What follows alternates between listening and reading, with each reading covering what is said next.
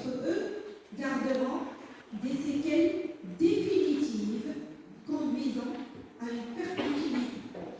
C'est 90%, il y a les 0,9 fois 0,9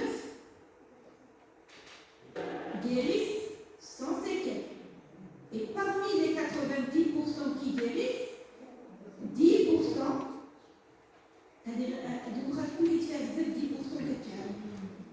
d'accord? On a des endroits B et vous allez comprendre que c'est facile. Très bien. Maintenant, par rapport, le bras traitement A, elle dit 0,9. La probabilité.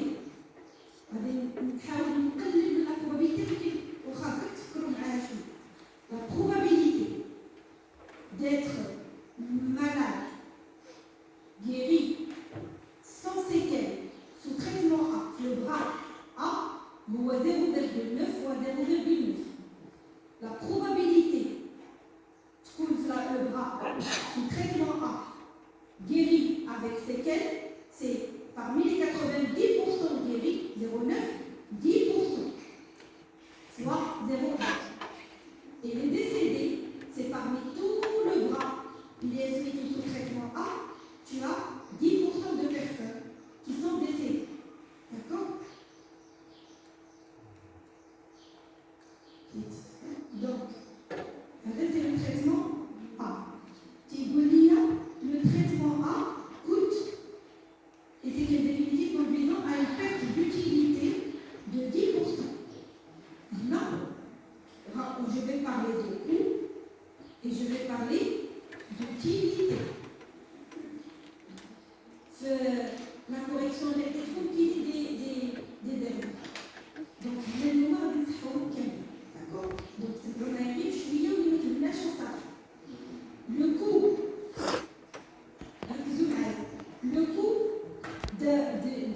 d'un patient guéri sans séquelles, c'est 0,9 fois 0,9 fois 1000 dirhams.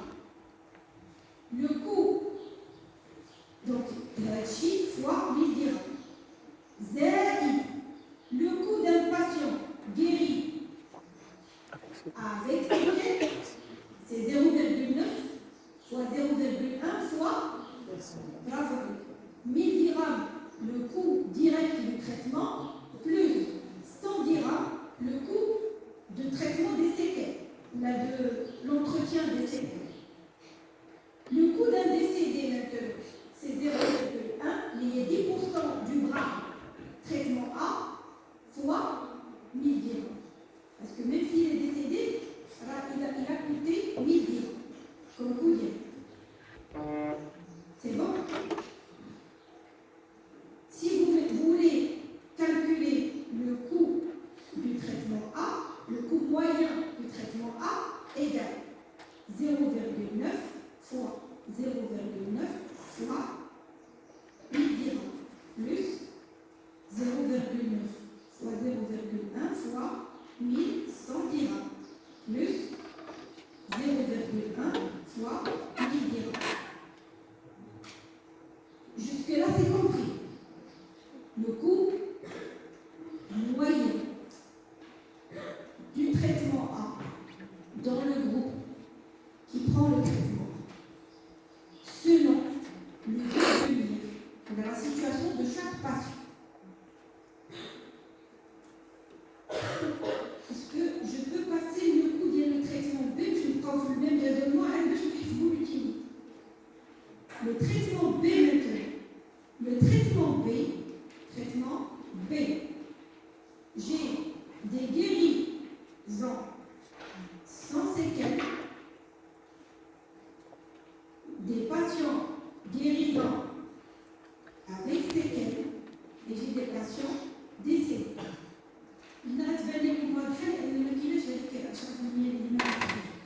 Le traitement B donne un taux de guérison de 0,8.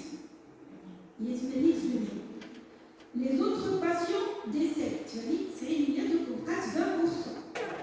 0,2. Parmi ces 80% qui sont guéris, 5%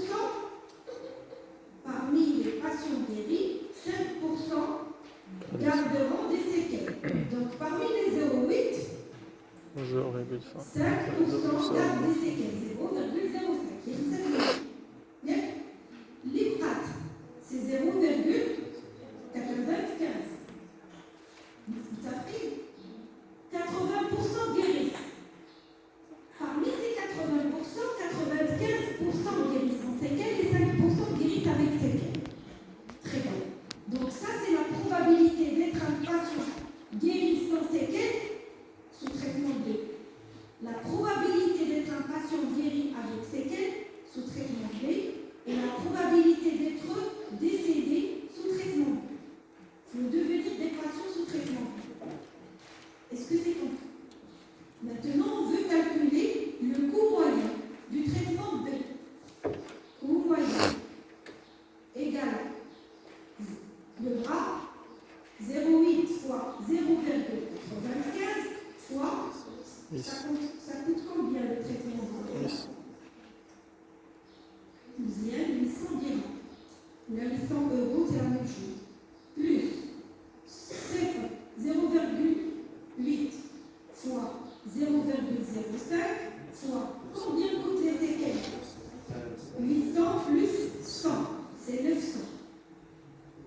Plus 0,2 fois 800 dirhams, le coût direct du traitement chez les décédés. Si jusque-là, tout va bien. Traitement A et traitement B. Exponentielle Kadekada, ou la ratio coût-efficacité incrémentielle est égale à delta de coût A B sur delta, pour nous maintenant, ce n'est pas une efficacité, c'est plutôt une utilité. A moins B. Donc vous devez calculer le coût du traitement A, coût traitement A, et ce traitement A, moins l'utilité. On peut mettre efficacité, mais c'est plutôt une efficacité. Mais si en termes d'années de vie gagnées, mais plutôt en termes d'années de vie gagnées, multiplié par la qualité de vie. D'accord?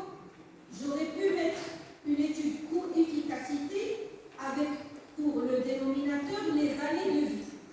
Et là, ça va être la même chose parce que tu vas multiplier le nombre d'années de vie gagnées sous traitement A, espérance de vie, traitement B. Alors, l'utilité sous traitement B. Donc, ça, c'est ce qu'on veut faire, c'est ce qu'on veut calculer au final. Donc, si quelqu'un a déjà calculé le coût du traitement A, et tu as déjà calculé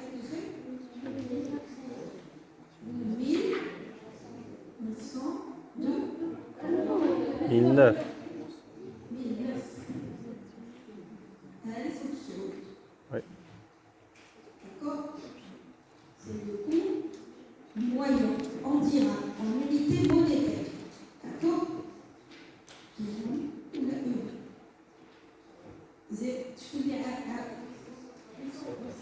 804 dirhams. Donc, maintenant, j'ai la relation BRI et je vais écrire 1009 moins 804 que divise à bien le dénominateur. Le dénominateur maintenant.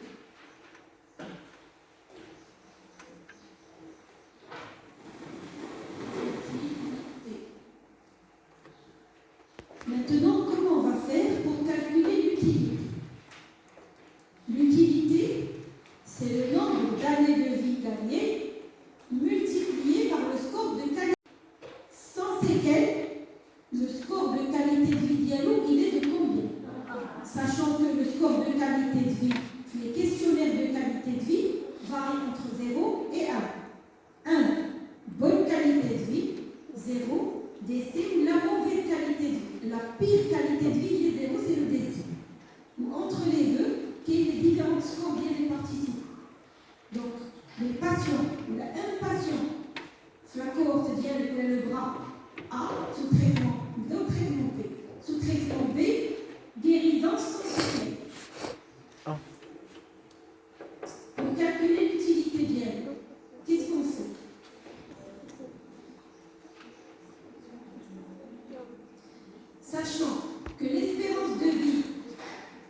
l'espérance de vie. L'espérance de vie. Alors je continue. Symphonie, coût 800 dirhams, prise en charge médicale des séquelles coûte 100 dirhams.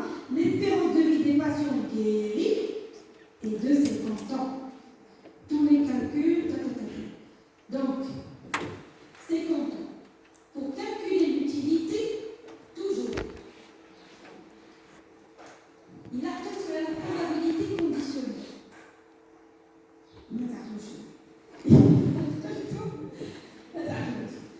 C'est comme ça. Pour quelle est l'utilité de l'efficacité, on va parler d'utilité. Sous traitement B, chez un patient considéré guéri sans séquelles. L'IA. L'utilité l'IA.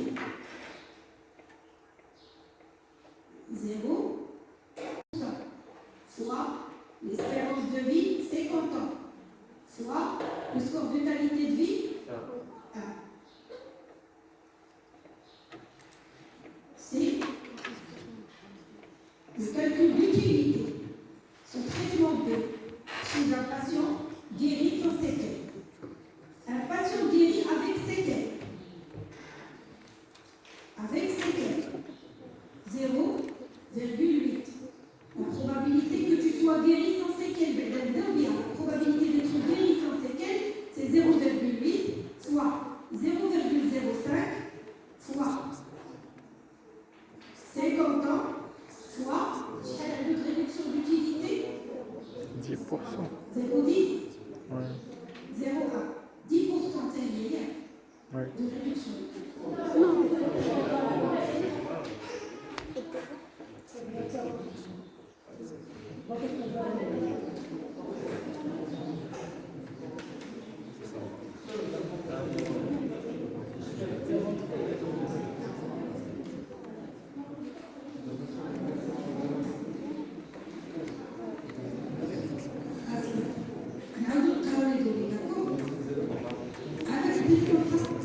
Le traitement B donne un taux de guérison de 80%. Les autres patients décèdent parmi les patients Parmi les patients guéris, 5% d'entre eux garderont des séquelles définitives, conduisant à une perte d'utilité, à une perte du score de qualité de vie de 10%. Donc 0,9, le score de qualité de vie. Qualité de vie 1, 50 fois 1, il a eu une perte d'utilité de 10%. Ça a 1, perte d'utilité de 10%, 0,9. Je termine par les décédés, 0,2 fois 50 fois 0. Et je fais la somme des différentes utilités. L'utilité,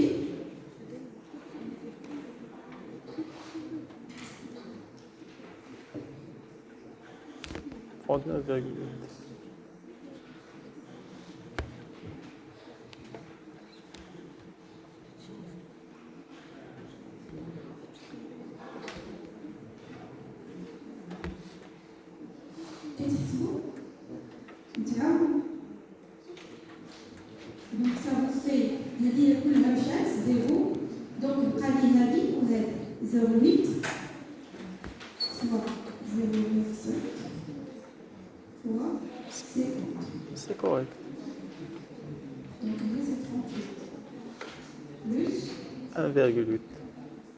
0,8 fois 0,05 fois 50, c'est plus 38. Donc ça m'en fait 39,8. Oui. Ça fait 39,8 fois 8. C'est bon? 39,8 fois 8. Je fais la même chose pour mon traitement A. C'est alors 0,5 fois, pardon, 0,9 fois 0,9 fois 50 ans fois 1.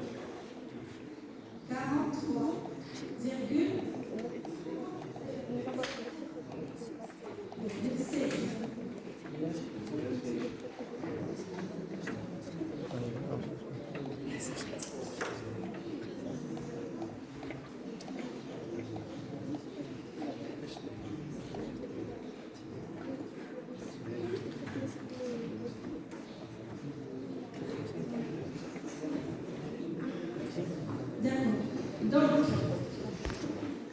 en adoptant la thérapeutique, le traitement A, nous avons le traitement A coûte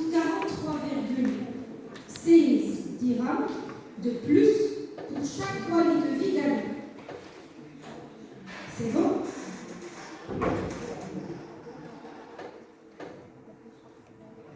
Donc, est-ce que je vais adopter, est-ce que je suis prête à payer 43 dirhams pour chaque quali de Samiachi? C'est bon? Je vais vous laisser les yeux, ne vous inquiétez pas.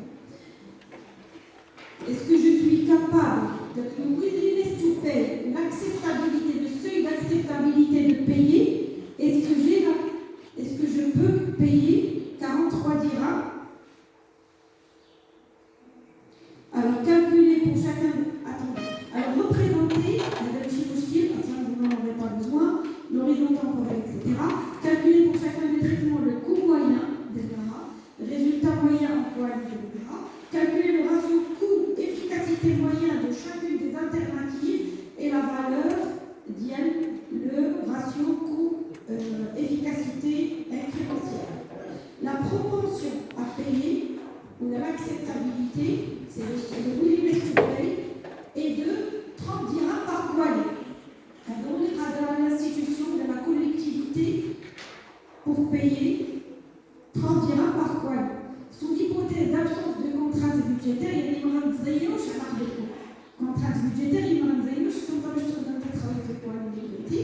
donc, quelle serait une décision économiquement rationnelle? Justifiez votre réponse. Selon vous, le ratio qu'on a calculé,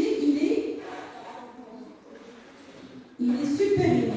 Si vous vous rappelez du plan coût-efficacité, lorsque c'est supérieur au seuil d'acceptabilité, le willingness to pay, on n'accepte pas. Donc 43, il est supérieur au seuil d'efficacité, au seuil d'acceptabilité, le willingness to pay. Donc on adopte plutôt le traitement le moins cher, qui est le traitement B. Jusque-là, est-ce que tout va bien? Donc, si vous arrivez à cette étape-là, l'objectif de notre cours, il est atteint. Donc, l'avantage de l'analyse médico-économique, c'est qu'elle compare les coûts par rapport à des résultats et non pas les combinaisons d'équipes. Il existe 4 types d'études d'analyse médico-économique: l'élimination de coûts, coût-efficacité lorsqu'il s'agit d'un dénominateur avec une unité physique, les années de vie gagnées, le nombre de patients qui ont arrêté de fumer, le nombre de patients qui ont fait je ne sais pas quoi. Le coût utilité, lorsque le dénominateur fait plus d'une dimension, donc on va les coupler maintenant le nombre d'années de vie multiplié par le score de qualité de vie.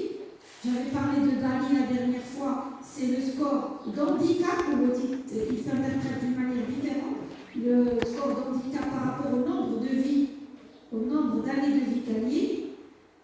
Et le dernier type d'étude, c'est le coût-bénéfice. C'est lorsqu'il y a 2 interventions, le bénéfice il est très différent. Peut-être la prévention par rapport à de la chirurgie. Et là, le numérateur, il est en unité monétaire, le coût, et le dénominateur, tu vas essayer de l'estimer, c'est-à-dire une estimation monétaire. J'ai comme numérateur et dénominateur en monétaire, dirham et dirham. Et là, vous pouvez comparer des techniques, des thérapeutiques qui sont très différentes. C'est l'acupuncture à la chirurgie. Je dis n'importe quoi. Et là, tu vas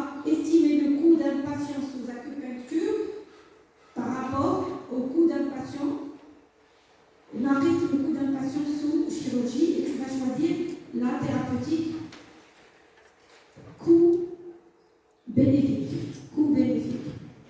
D'accord? Et l'unité, ça va être dirham, dirham, dirham. C'est bon?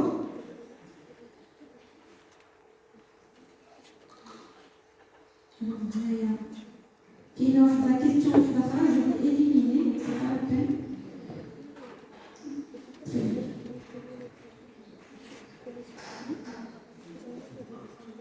Rationnel et traitement. Ça fait donc il n'y a pas de problème par rapport à cette question, à cet exercice. Bien, très bien. Et là, on passe à quelques exercices.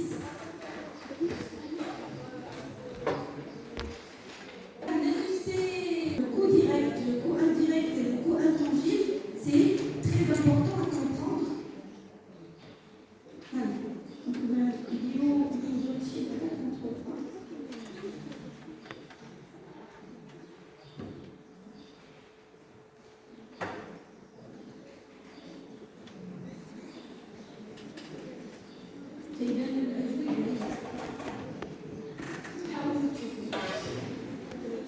Alors, quel est le principal objectif de l'économie de la santé?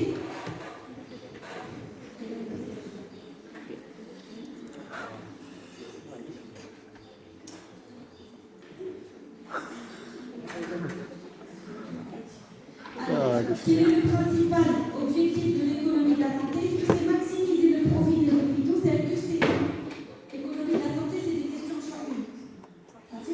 Donc, maximiser les profits des hôpitaux, assurer une distribution équitable de ressources sanitaires, équitable, efficience, pérennité. Équité, efficience, pérennité. Réduire le coût des soins, là, augmenter le nombre des médecins en pays. Lesquelles des propositions suivantes représentent un coût direct pour la santé? Coût des infrastructures. Je dis avec le coût des infrastructures, c'est vous, la dernière fois que vous dites. Mais que chico, pas que c'est. Mais que chico. Mais coût direct, c'est le coût direct liquide injectable la prise en charge du patient. Ça veut dire les médicaments, le coût des dispositifs, le coût de prise en charge en général, le coût des médecins, le coût le salaire des médecins et des personnels qui font des maladies. Donc ce sont des coûts directs. Plus des coûts directs, mais d'un autre type, le coût des moyens de transport, de chez soi, voilà, donc c'est un petit peu ça. C'est tout ce qui passe directement, tout ce qu'on paye directement pour bénéficier d'un soin. On a une prise en charge. Alors la perte de productivité liée à la maladie, le coût des infrastructures là, la perte de productivité liée à la maladie, c'est un coût indirect. Le coût de la douleur, intangible. C'est un coût intangible.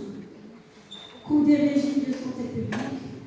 Alors, qu'est-ce que l'analyse coût-bénéfice en économie de la santé? C'est une méthode d'évaluation de la rentabilité, évaluation des bénéfices économiques par rapport au coût d'une intervention, l'estimation des coûts des soins, l'analyse de l'impact des maladies. Donc, c'est B, c'est l'évaluation bénéfices économiques par rapport au coût d'une intervention.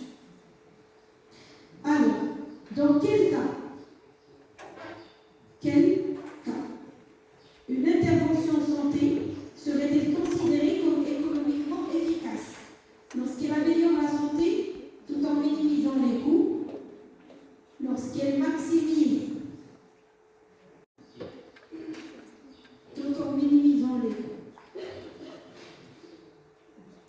lorsqu'elle maximise les profits des hôpitaux, lorsqu'elle entraîne une augmentation des impôts, et lorsqu'elle réduit le nombre de professionnels à devoir. Coût d'opportunité. Alors, le coût d'opportunité, la question.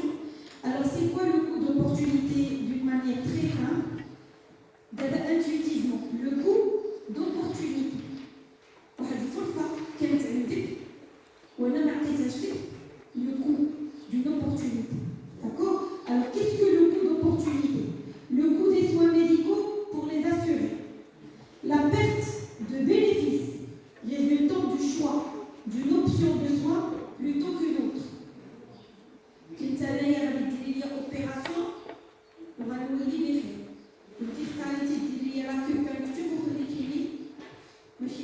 Donc, il y a une opportunité, un manque à gagner.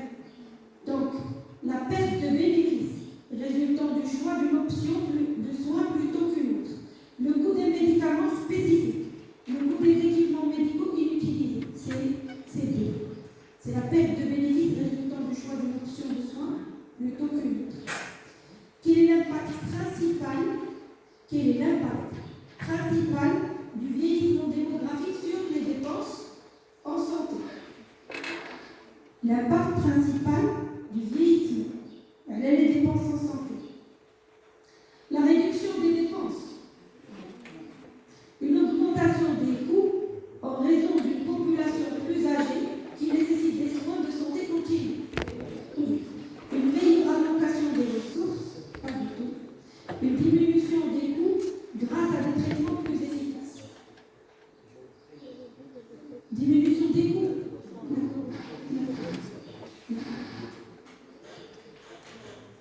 Alors, le système de santé a deux vitesses.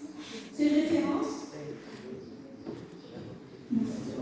Donc, c'est un système de santé où les soins sont totalement gratuits, où il existe une distinction entre le soin public et privé. C'est en fait la médecine à deux vitesses. Le public, il est loin derrière, et le privé, il bénéficie de tous les moyens, examens complémentaires, etc., qui permettent la pérennité. Alors, l'externalité. En économie de la santé, ça y est, alors, externaliser un service. En tant qu'hôpital, en tant que cabinet privé, mais en tant que clinique privée. Donc, externaliser un service, c'est le fait de choisir de ne pas le faire soi-même, mais plutôt le déléguer soit à une structure, à une société privée. Via, bien sûr, évidemment. Alors, les bénéfices ou les coûts imposés à des tierces non impliqués dans la transaction. Donc, dans l'évaluation des technologies en santé, qu'est-ce que le terme value? Qu'est-ce que ça signifie?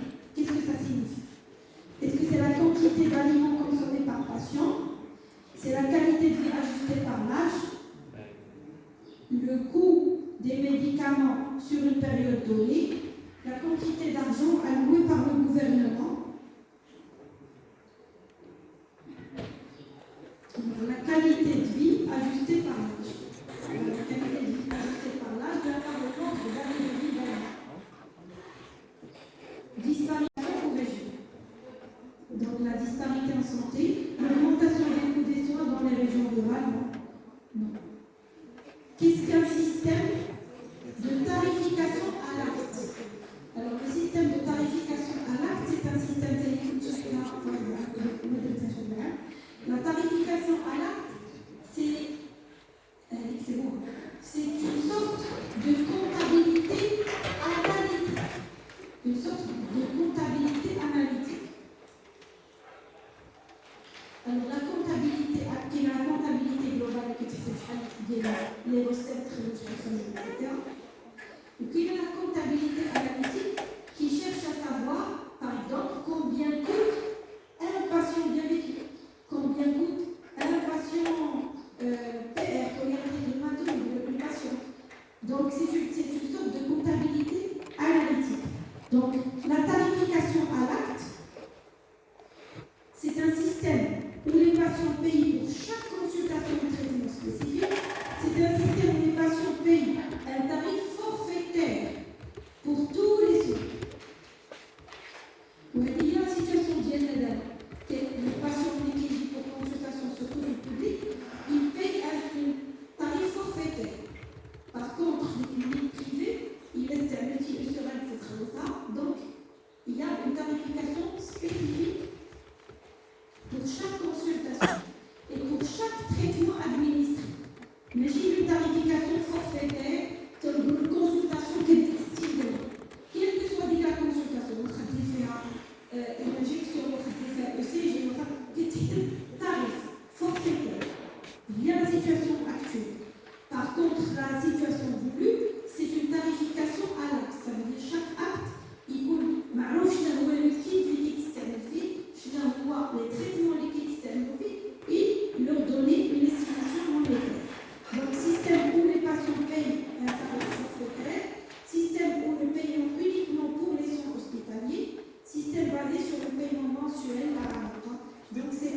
Donc la tarification à l'acte, c'est le système où les patients payent pour chaque consultation et traitement reçu. Quel est l'impact des nouvelles technologies sur l'économie de la santé? Elles réduisent le coût de la santé, elles augmentent le coût à court terme, mais réduisent à long terme, mais une réduction à long terme grâce au traitement plus efficace. Troisièmement, une diminution de la qualité des soins. Non. Aucune influence sur le coût des soins. Alors les nouvelles technologies, vous avez le PET scan, le tirage d'INA, automatiquement ça va augmenter le coût à court terme. Quel est l'objectif principal d'une politique de santé? Des questions globales qui n'ont pas vraiment besoin d'avoir des connaissances particulières. Alors, quelle est l'approche utilisée pour évaluer le coût des soins? Méthode de la chaîne de valeur, analyse coût-efficacité, analyse de rentabilité, calcul de la demande des comptes et évaluer le coût des soins, c'est plutôt coût-efficacité. Le coût marginal, alors, on touche les coûts, c'est vraiment on touche les coûts. Alors, coût-efficacité, c'est référence à quoi? Une évaluation des coûts d'un traitement par rapport à son efficacité, coût d'une politique de santé publique, mesure l'efficacité.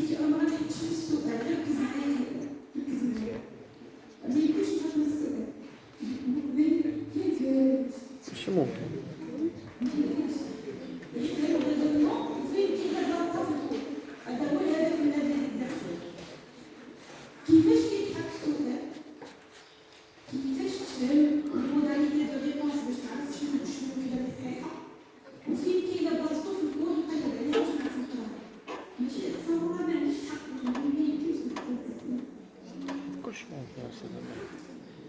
Efficacité, c'est l'évaluation des coûts d'un traitement par rapport à son efficacité.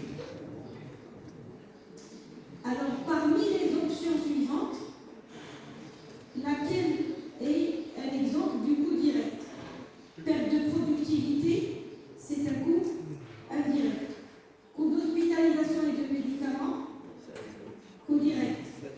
Impact sur la qualité de vie, indirect. Dépenses publiques pour la recherche, donc coût d'hospitalisation et de médicaments.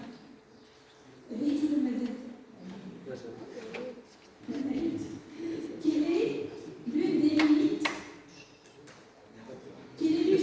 des études pour efficacité en santé? Elles ne prennent pas en compte le coût indirect, ne prennent pas en compte l'efficacité des traitements, ne peuvent pas être utilisées pour des décisions politiques, elles ne tiennent pas en compte des préférences des patients. Coût-efficacité. C'est l'évaluation des coûts par rapport à leur efficacité en termes d'unité physique.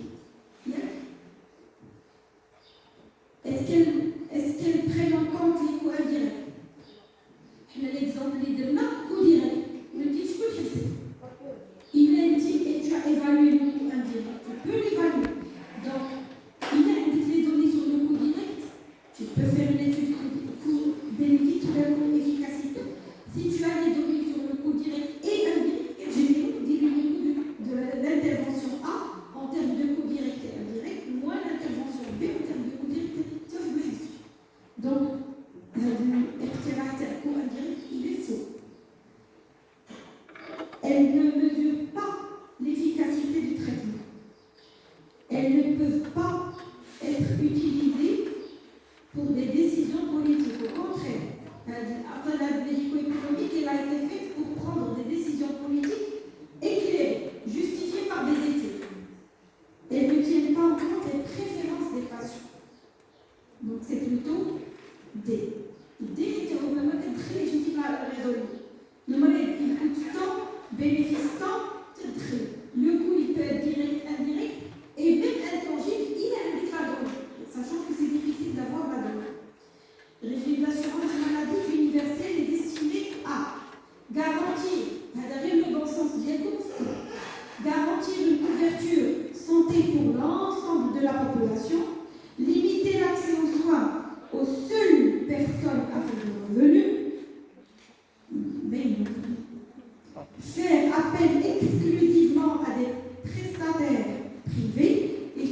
la prise en charge des soins préventifs. C'est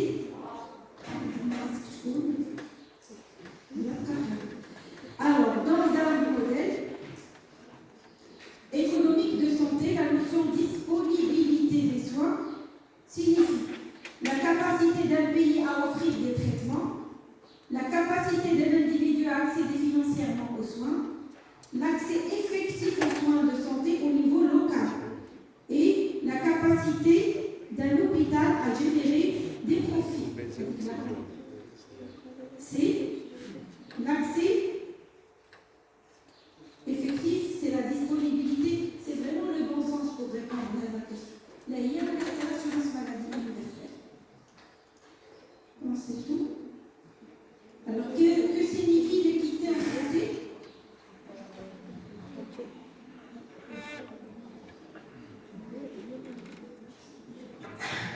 Offrir les mêmes services, c'est l'égalité. Offrir une couverture de soins selon le revenu? Non. Accorder plus de soins aux plus pauvres indépendamment des besoins réels? Non. Garantir un accès équitable aux soins en fonction des besoins spécifiques de chacun via la définition des besoins de coûts et les coûts indirects, mais les chiffres,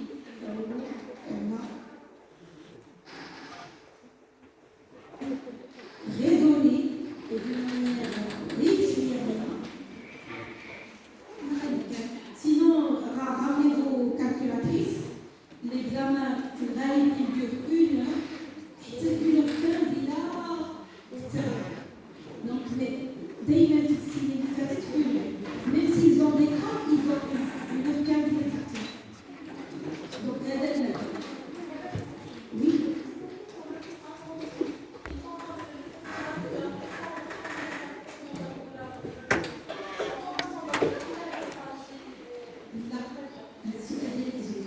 Les antalgies ou les traitements anesthésiques, c'est un coût direct. Ficherie, pour les séquelles, c'est un coût direct. Est-ce qu'on a évalué l'analyse de total? Le coût de la douleur lié de la